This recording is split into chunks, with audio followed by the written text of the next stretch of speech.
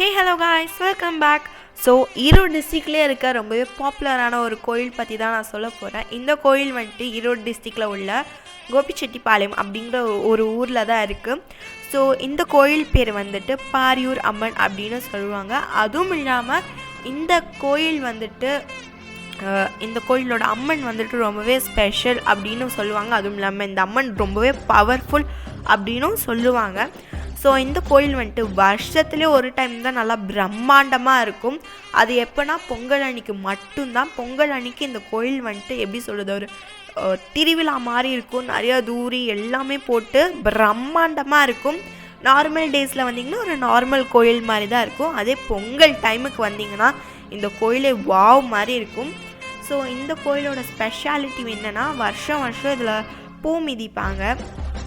So அதுக்காகவே நிறைய பேர் வருவாங்க. அதுவும் இல்லாமல் இங்கே நிறைய தூரியெல்லாம் இருக்கும்.